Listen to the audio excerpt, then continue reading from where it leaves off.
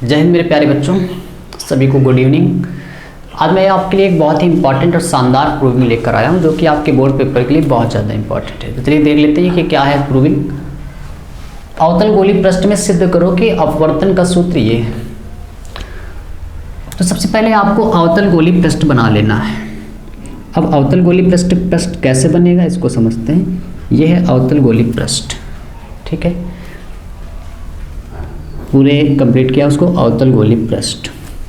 उसका principal axis बनाएंगे, उसका मुख्य अक्ष बना लेते हैं। मेरे प्यारे बच्चों, ये प्रूविंग आपके बोर्ड पेपर के लिए बहुत ही ज़्यादा इंपॉर्टेंट है। हमेशा लगभग आप कह सकते हैं प्रूविंग जरूर आई है बोर्ड पेपर में, तो बहुत अच्छे से पढ़िएगा। सबसे पहले आपको क्या करना है, इस साइड के मीडियम को आपको लेट कर लेना है कि वो N1 है, और इस साइड के मीडियम को आप लेट कर लें ये N2 है।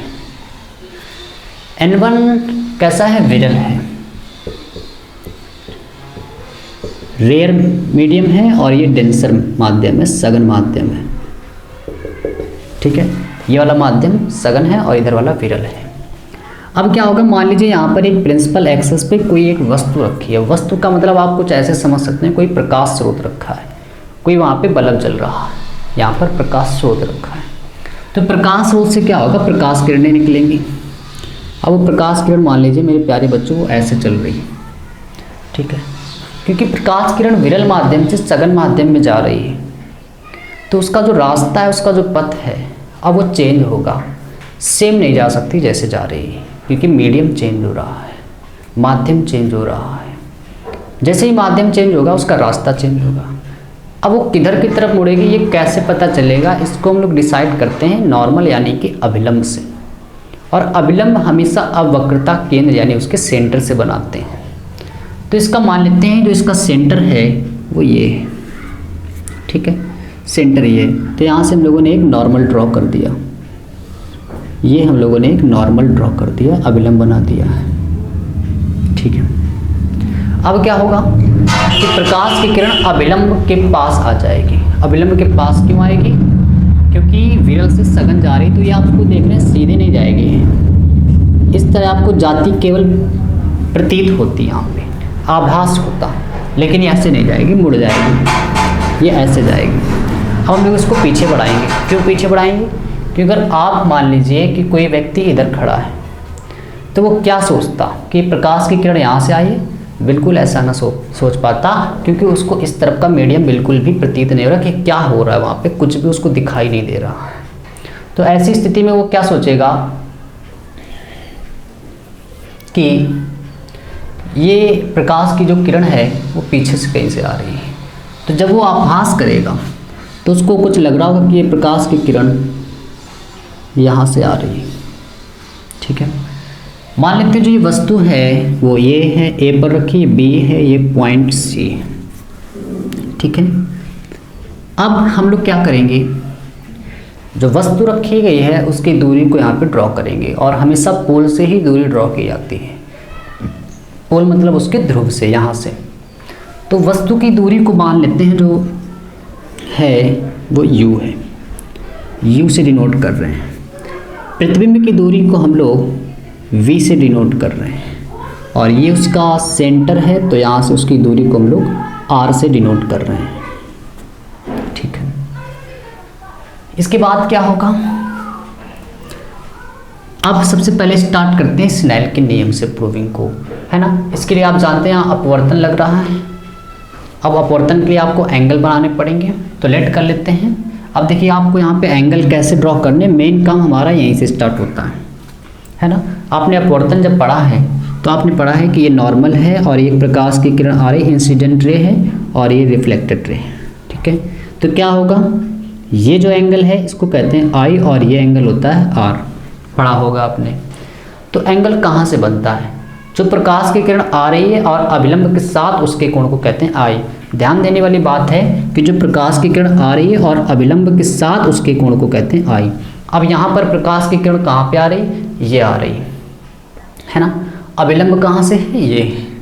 तो इन दोनों के बीच का जो एंगल है, इस एंगल को हम लोग कह रहे हैं क्या, आई, ठीक है।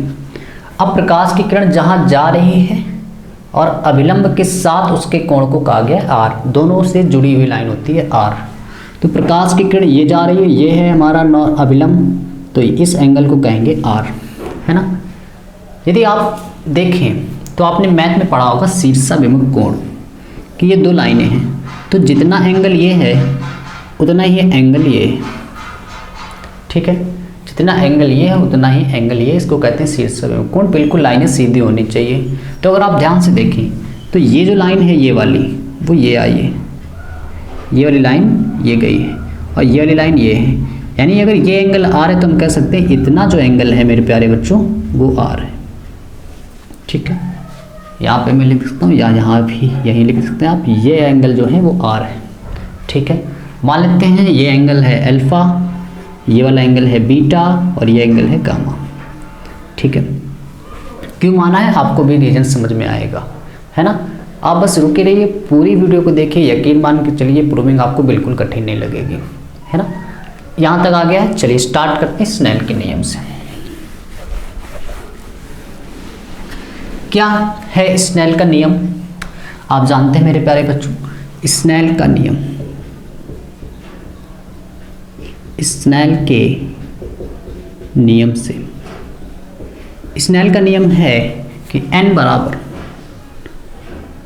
n1 साइन i बराबर n2 साइन r, जिसको आपने पढ़ रखा है कुछ इस तरह से, क्या n बराबर sine i upon sine r। आपने इसको इस तरह पढ़ा, हम लोग इसको इस तरह भी लिख सकते हैं। याद कैसे रखना है आपको मैं बता दूं। i आप देखें तो किस माध्यम में कोण बना था, n1 में, तो आपको क्या करना है i लिख देना और उसकी माध्यम का n1 का गुणा करा देना। r तो पहले रियल में तो ऊपर था, उसको तुम लोग कंडीशन के अनुसार यहाँ पे लिखे हैं, यानी r किस माध्यम में बन रहा है, n2 में, तो आपको वहाँ लिख देना है n2 साइन r।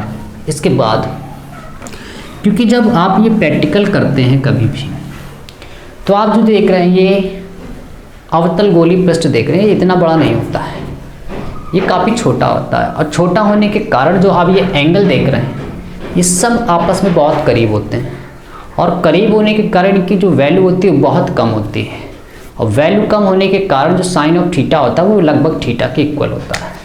तो यहाँ पे आप कहेंगे छोटे कोण के लिए, स्मॉल एंगल के लिए, छोटे कोण के लिए, छोटे कोण के लिए हमेशा साइन ऑफ थीटा इक्वल होता है लगभग थीटा के, लगभग बराबर होता है। तो यहाँ से हम कह सकते हैं कि n1 i बराबर n2 r, इक्वेशन फर्स्ट। अब हमारा टारगेट है यहाँ से i और r की वैल्यू को निकालना, i और r की वैल्यू को निकालना। अब i और r की वैल्यू कैसे निकालेंगे इसके लिए आप थोड़ा ध्यान दें। आपको मैंने पढ़ाया है, बताया भी था कि जैसे एक ये त्रिभुज है, तो त्रिभुज में बहिष्ठ कोण हमेशा उसके अंतःकोणों के योग के बराबर होता है। जैसे मान लीजिए ये एंगल A है, ये एंगल B है, ये एंगल C है, तो ध्यान से देखें। मान लेते हैं ये वाला एंगल कैपिटल A है, ये कैपिटल B है और ये कैपिटल C है, ठीक है। या आप PQR भी मान लें तो ज़्यादा समझ में आ जाएगा, PQR।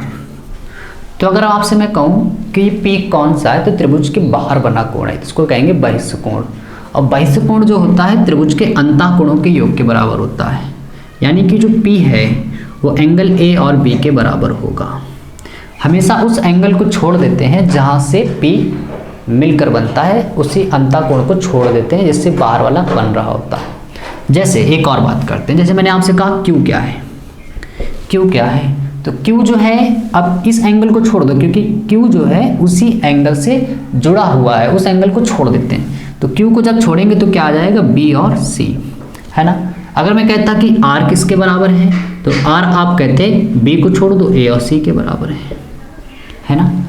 तो ये आप जानेंगे त्रिभुज का बहिष्ठ कोण अंतःकोणों के योग के बराबर होता है।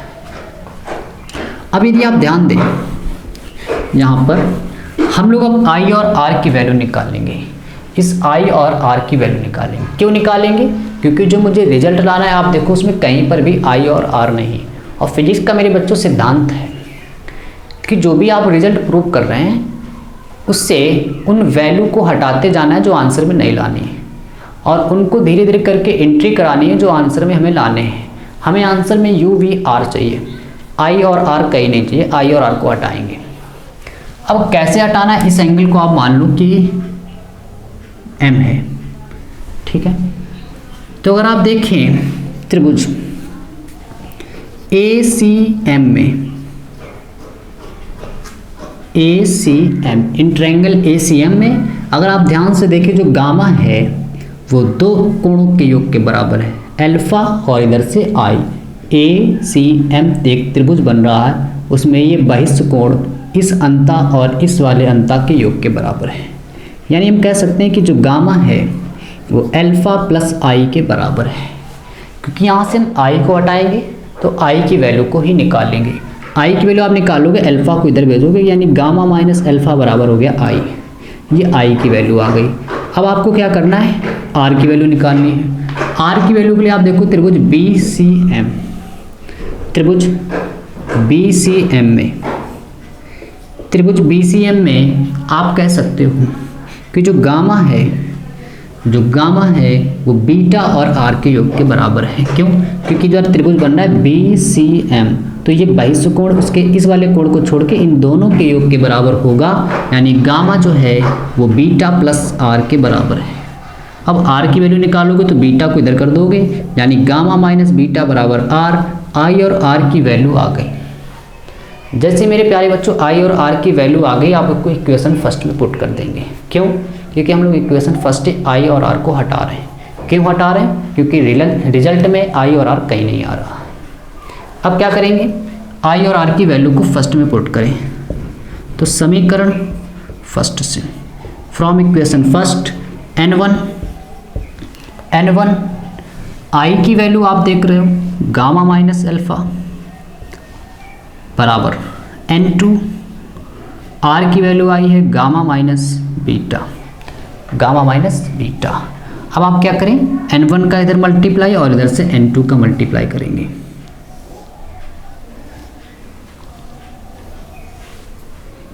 चलिए मल्टीप्लाई करते हैं। यहाँ से जब आप मल्टीप्लाई करोगे तो क्या आएगा, n1 gamma minus n1 alpha बराबर n2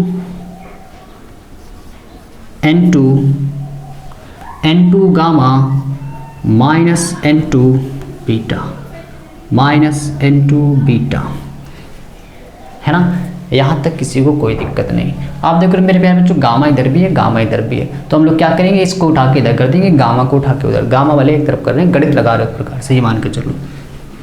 ये इधर आएगा n2, ये हो गया बीटा, और इधर पहले से लिखा है n1 अल्फा, ये लिखा है n2 गामा, ये उधर जाएगा माइनस n1 गामा।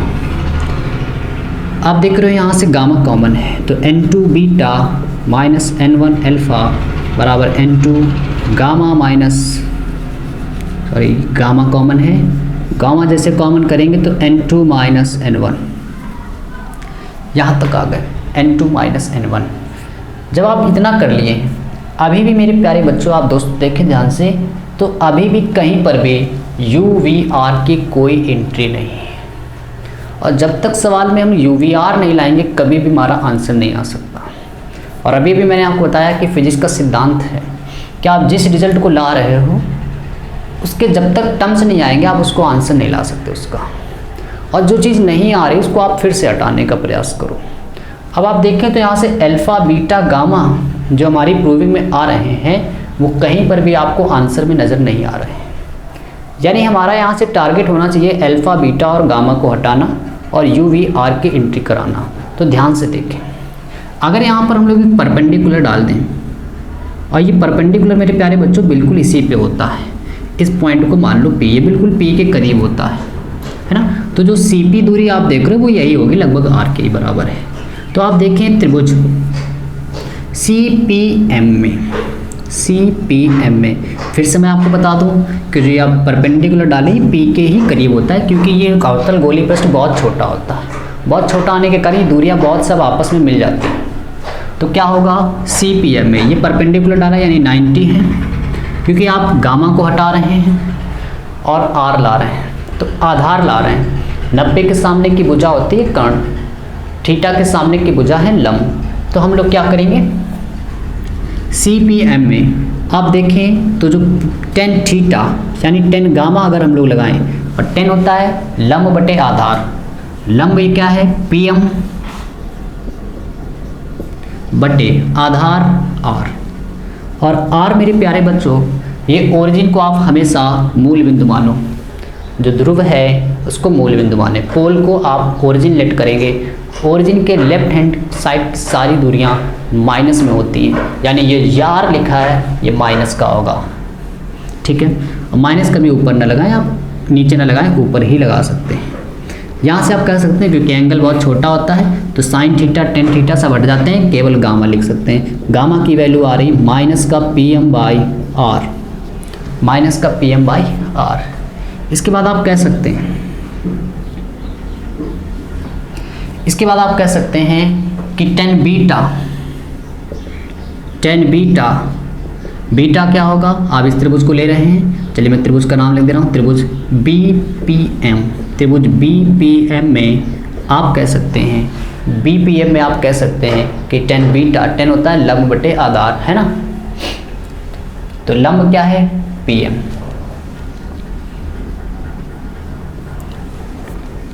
और बेस क्या है, उसका आधार क्या है BP यानी कि मेरे प्यारे बच्चों V, और V क्योंकि इस तरफ की दूरी है, लेफ्ट हैंड साइड की दूरी है, माइनस लगा देंगे। एंगल छोटा होने के कारण टेन हटेगा, माइनस का PM बाई V। इसी प्रकार से आप लिख सकते हैं ट्रायंगल APM में आप कह सकते हैं कि टेन गामा बराबर लंब, है ना, लंब यानी कि परपेंडिकुलर, परपेंडिकुलर क्या है PM बाई यहाँ से यहाँ तक की दूरी U, तो माइनस का U। गामा की वैल्यू यहाँ से अगर हम लोग कैलकुलेट करें तो माइनस का PM बाई U। अब क्या करेंगे, अल्फ़ा बीटा गामा की वैल्यू हम लोगों ने निकाल ली है, अब अल्फ़ा बीटा गामा की वैल्यू को यहाँ पर पुट करेंगे, है ना। इसको इक्वेशन आप सेकंड लेट कर सकते हैं, तो फ्रॉम इक्वेशन सेकंड अगर आप देखें तो बीटा की वैल्यू, अल्फ़ा की वैल्यू, सबकी वैल्यू पुट करो, n2 बीटा की वैल्यू आई है माइनस का PM बटे V, माइनस को आगे कर लिया गया है। यहाँ पर अल्फ़ा की वैल्यू पुट करेंगे माइनस, और ये माइनस पहले से लिखा है, चलो ये आप ना रखो तब भी कोई दिक्कत नहीं, माइनस का n1, ये n1 लिखा है। अल्फ़ा की वैल्यू आप पुट करेंगे माइनस का PM बाई U, माइनस का PM बाई U। और आप देख रहे हैं गामा की वैल्यू मेरे प्यारे बच्चों, गामा की वैल्यू है minus PM by R, minus का PM बाई R, और क्या लिखा है n2 माइनस n1, दिख रहा है, हाँ n2 माइनस n1।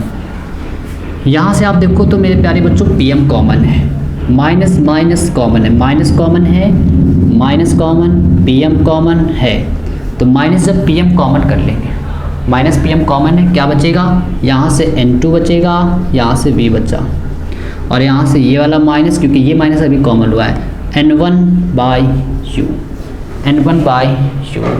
बराबर माइनस का PM by R, n2 minus n1 लिखा है यहाँ पर, माइनस से माइनस कैंसिल, PM से PM कैंसिल हो गया, ठीक है। क्या बच गया है, एक बार फिगर, चलिए मैं स्क्रीनशॉट ले लूँ तब तक, फिर इसके बाद आगे बढ़ते हैं।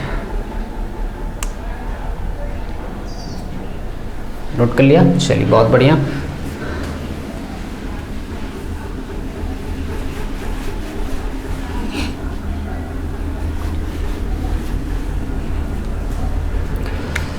क्या बच रहा है, N2/V माइनस N1/U बराबर N2 माइनस N1/R।